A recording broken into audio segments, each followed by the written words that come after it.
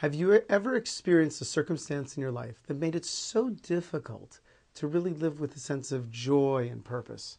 Well, we find a remarkable example of how to rise above this in this week's Torah reading, Chaya Sarah. Right at the very beginning, the Torah tells us, Sarah's lifetime was 100 years, 20 years, and 7 years. The years of Sarah's life. Very strange. This is Sarah Imenu. This is Sarah, the foremother of the Jewish people.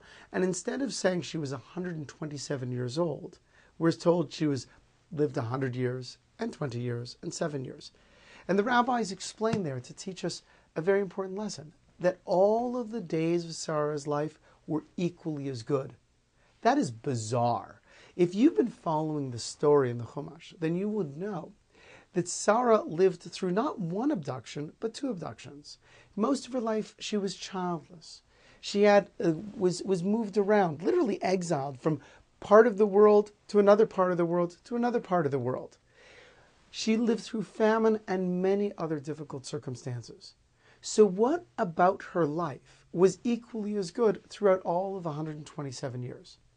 So we understand that Sarah understood that external circumstances should not define who we are and how we feel. Many times we allow ourselves, our moods, to be lifted up or depressed by a piece of chocolate or lack thereof. There are so many things in our world that affects our moods, but Sarah knew something that many of us forget. She understood that if a person understands that God is leading their life, and that every day is a blessing, every sunset is a gift, and every breath of air is a treasure. So then it almost doesn't matter what's going on around, as long as internally a person remains calm and focused on their sense of purpose and their sense of spirituality in their life. As the old saying goes, the city of happiness is found in the state of mind. There was a beautiful story to illustrate this point, told by this man called Rabbi. One time the students were studying the piece of Talmud, and they came across the piece of Talmud that says, Kashem shmevarech halatov, kach mevarech halara, which means just like you should bless on the good, so too you should bless on the bad. In other words, in the same way that a person has a positive, wonderful feeling when something good happens to him, he also should greet difficult challenges in his life with those same kinds of emotions. Well, this is a strange piece of Talmud. They go to the Rabbi and ask for advice, saying, Rabbi, how are we supposed to feel good when bad things happen to us in the same way that we feel when good things happen to us? The Rabbi said, listen, I don't know.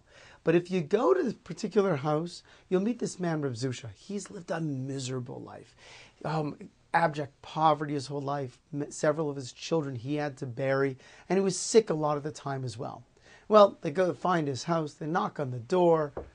They say, Rabbi, a rabbi sent us to ask you the question, how is it a person can greet difficult circumstances with the same kind of positive emotion as good circumstances? And Rabbi turned to him and said, I don't know why he sent you to me. Nothing bad has ever happened to me. In other words, Rabbi also, like Sarah, could approach every circumstance in life as an opportunity to grow, as a God-given gift to allow himself to reach his potential.